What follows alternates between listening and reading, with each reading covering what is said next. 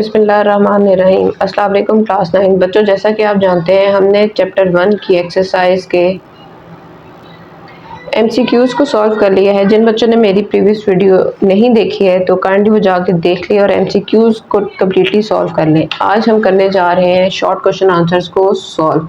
तो इसके लिए आपने वीडियो को मुकम्मल देखना है ताकि आपके हर शॉर्ट क्वेश्चंस का आंसर आपके पास होना चाहिए। ठीक है, तो हमारा पहला पार्ट जो है वो दिया हुआ है, can a non physical quantity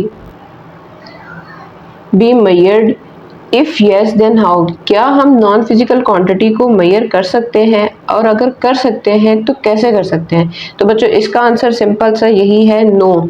a non physical quantity can not be measure. हम नॉन फिजिकल क्वांटिटी को मेजर नहीं कर सकते। फिजिकल मतलब ये होता है जिसको हम टच कर सकते हैं, फिजिकली वो प्रेजेंट हो, और नॉन फिजिकल वो होगी जो नज़र नहीं आ रही, वो जो अवेलेबल ही नहीं है, हमारी आंखों के सामने है ही नहीं, तो उसको हम मेजर कैसे कर सकते हैं। अगर फिर भी अगर हम कर सकते हैं, बिकॉज हम उसे क्यों नहीं मेजर कर सकते। अब इसका हमने पहले तो एक्सक्यूज देते हैं ना कि हम क्यों नहीं कर सकते, बिकॉज इसके लिए नेक्स्ट आपको पार्ट 6 पे जाना होगा। Love, affection, fear, wisdom and beauty cannot be measured using tools and instrument। ये जो चीज़ें हैं, हमारा प्यार, डर, खौफ, खूबसूरती, ये हम कोई भी इंस्ट्रूमेंट लगा लें, टूल्स अप्लाई कर लें, हम लोग नहीं मेजर कर सकते। ठीक है, तो अगर कर सकते हैं तो ये बच्चों इसके लिए आपने स्टेटमेंट सिर्फ ये लिखनी है, they can be measured by indirect method, it is possible only when they can be measured by indirect method। आप दोनों स्टेटमेंट लिख सकते हैं। ठीक है, आपने यहाँ तक लिखना है, उसके बाद आप लोगों ने ये वाली स्टेटमेंट लिख देनी है, तो आपका शॉर्ट क्वेश्चन आंसर, पहले शॉर्ट का आंसर कंप्लीट हो जाएगा। 2 वाला है हमारे पास, what is measurement, name its 2 parts. अब मेजरमेंट क्या होती है और उसके जो 2 पार्ट्स हैं उनका नाम बताएं। तो पेज नंबर 7 और 8 पर हमें इसका आंसर मिलेगा। बच्चों पेज नंबर 7 के बिल्कुल एंड पे चले, measurement of a physical quantity की आपको ये हेडिंग मिलेगी, तो उसके अंदर से जो यहाँ से आपने स्टार्ट करना है, अ मेजरमेंट इज अ प्रोसेस। आप ऐसे हेडिंग दे सकते हैं कि measurement is a process of comparison of 2 unknown quantity. कि मेजरमेंट क्या है, कंपैरिजन करना है 2 अननोन क्वांटिटी का, 2 चीज़ों का जो अननोन है, with a widely accepted standard quantity. किसके साथ, कोई स्टैंडर्ड क्वांटिटी के साथ हमने उसका क्या करना है, कंपैरिजन करना है। ठीक है, अब इसके तो 2 पार्ट्स है ना, उसका आंसर पेज नंबर 8 पर है। A measurement consists of 2 parts, a number and a unit। मतलब क्या हुआ, कोई नंबर, कोई सा भी नंबर, जैसे आप 1 ले लें और उसके साथ क्या होगा, यूनिट तो लाजमी होगा। अगर हम अब दूध वाले से लेते हैं तो हम उसे कभी भी ये नहीं कहते कि 1 दूध दे दें, हम उसे पूरा यूनिट के साथ डिफाइन करके बताते हैं कि 1 लीटर हमें दूध दे दें। इसी तरह अगर दुकान पे जाएं चीनी लेने के लिए तो हम उसे प्रॉपर ये नहीं कहते कि आप 3 चीनी दे दें, हम क्या कहेंगे, 3 किलो चीनी दे दें। तो मतलब यूनिट का साथ होना लाजमी है। अ measurement without unit is meaningless. Unit के बगैर कोई भी मेजरमेंट जो है ना, जो भी न्यूमेरिकल वैल्यूज है वो बेमायनी है। 3 वाले में कह रहे हैं, why do we need a standard unit for measurement. हमें स्टैंडर्ड यूनिट क्यों चाहिए होता है मेजरमेंट के लिए। 8 के ऊपर मतलब इसका आंसर यहाँ से, when peoples of different countries exchange scientific information और trade with other countries using different unit.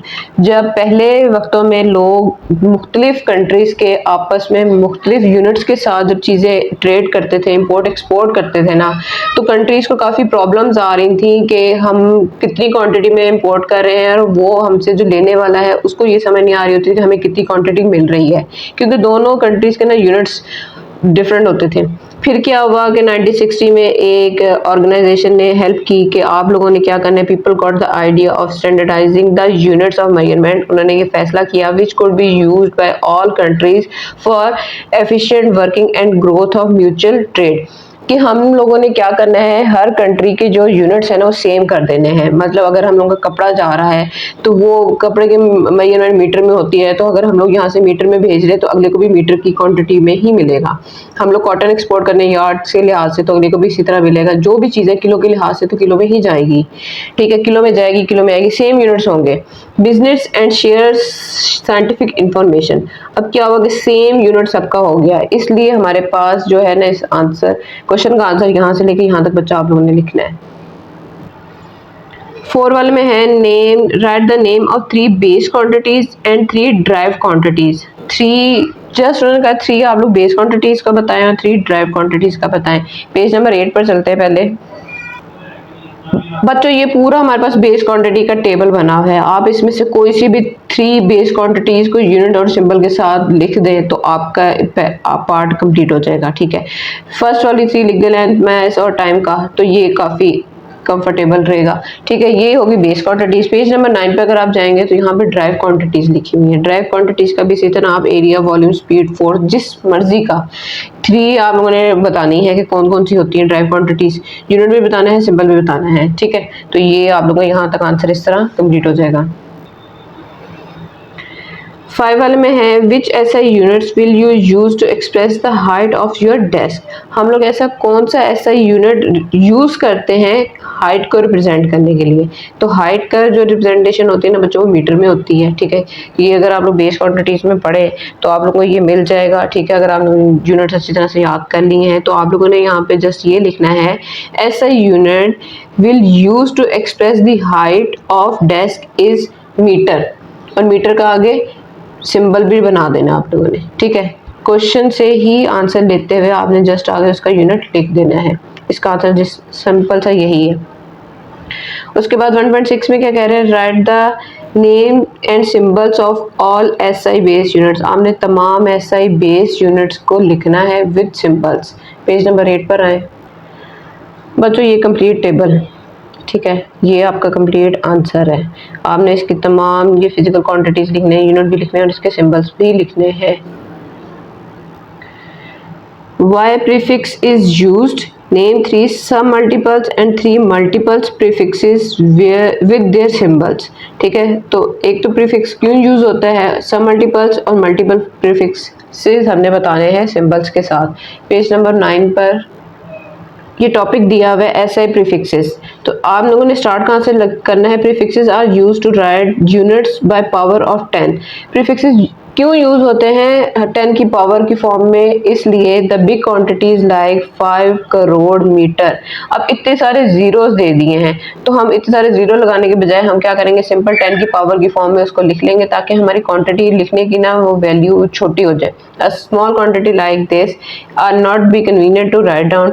ठीक है, ये हमारे लिए कन्वीनियंट नहीं होती इस तरह की वैल्यू को लिखना, तो इसलिए हम क्या करते हैं प्रीफिक्स का यूज़ करते हैं। सिंपली क्या करते हैं 10 की पावर में हम वैल्यू को लिख लेते हैं। तो हमने यहाँ से लेकर यहाँ तक इसका आंसर लिखना है। उसके बाद ये नेक्स्ट पेज नंबर 10 पर आपका प्रीफिक्सेस का टेबल बना हुआ है। ठीक है, तो आप लोगों ने क्या करना है, जो शुरू वाले हैं ना ये सबके हैं, तो इसमें से आप लोगों ने नैनो, माइक्रो, मिली, ये आप लोगों ने 3 प्रीफिक्सेस लिख देने हैं उसके यूनिट्स के साथ। और इसी तरह मल्टीपल प्रीफिक्सेस जो हैं वो डेकी, किलो और मेगा, ये वाले आप लोगों ने लिख देने हैं। ठीक है, 3 इसके ले लें, 3 इसके ले लें, तो आपका ये आंसर कंप्लीट हो जाएगा। अब क्वेश्चन नंबर 8, 9 और 10। 8 में है what is meant by this. आप लोगों ने इसको बताना है कि ये क्या दिया हुआ है, कौन से यूनिट से क्या कहते हैं इनको। ठीक है, तो इसको हमने सॉल्व करना है। 5p करके ये सिंबल बनाया और m लिखा हुआ है, जिसका मतलब होता है 5 पिकोमीटर। इसका यूनिट जो होता है ना वो -2 होता है। ठीक है, ये आप लोगों ने लाजमी इनकी जो 10 की पावर है ना ये आप लोगों ने याद करके रखनी है। ये सारी पीछे दी हुई है टेबल के अंदर, तो ये वहीं से आप लोगों ने याद करके लिखनी है। 5ns, n का मतलब होता है नैनो, s का मतलब second. 15 nano second is equal to 15 multiply by 10 की पावर -9। नैनो में -9 आ जाता है। ये चीज़ आप लोगों ने याद रखनी है बच्चों। ये अगर गलत होगी तो इसका मतलब आपका आंसर टोटली गलत हो गया। ठीक है, उसके बाद 5um 5 माइक्रोमीटर। माइक्रो में क्या होता है -6 मीटर होता है। ठीक है, उसके बाद क्या आ गया 5fs। fs होता है फेम्टो सेकेंड। तो फेम्टो के लिए हम लोग क्या यूज़ करते हैं, -5 की पावर होती है हमारे पास। और इस तरह ये पावर्स का सारी गेम थी, पावर की फॉर्म में ये सारा आंसर आपने बताना था कि कौन सी वैल्यू किस तरह लिखी जाती है। ठीक है, ठीक है, आप लोगों ने पावर्स को ध्यान से याद रखना है। और इसी के साथ क्वेश्चन नंबर 8 भी कंप्लीट होता है। क्वेश्चन नंबर 9 हमारे पास दिया हुआ है vernier calliper is used 2 main parts, उसके बताएं। उसके लिए पेज नंबर, वर्नियर कैलिपर कब यूज होता है, पेज नंबर 12 पर इसका आंसर है। अब ए वाला उन्होंने पार्ट दिया हुआ है कि वर्नियर कैलिपर कब यूज होता है। It is an instrument use to measure small length down to 1/10 of the millimetre. It can be use to measure the thickness, diameter, width and depth of an object. इस अगर इतनी centimetre में उसकी value दी हो ना millimetre में, तब हम इसको यूज करते हैं। मतलब छोटी से छोटी इन डायमीटर के लिए, डेप्थ के लिए, विड्थ के लिए हम लोग किसी ऑब्जेक्ट के मेजर करने के लिए हम लोग वर्नियर कैलिपर को यूज करते हैं। ठीक है, तो एक आंसर जो है वो यहाँ से यहाँ तक है। अब जो है बी पार्ट का name its two main parts, उसके दो मेन पार्ट्स का आप नाम बताएं कौन से होते हैं। तो बच्चों बी का आंसर यहाँ से स्टार्ट होगा। अब main scale which has marking of 1 millimetre each, एक तो मेन स्केल होता है और उसका दूसरा होता है burning sliding the length of the 9 mm and it is divided into 10 equal parts. 1 का आंसर 2 यहाँ तक है, बी का पार्ट का आंसर जो है ना यहाँ से लेके यहाँ तक है। See how is least count found, least count को हम कैसे फाउंड कर सकते हैं। बच्चों पेज नंबर 12 के बिल्कुल एंड पर आ जाए। The least count is found by dividing the length of one small division on main scale by the total number of division. Next page पर आ जाए, यहां से स्टार्ट करते हुए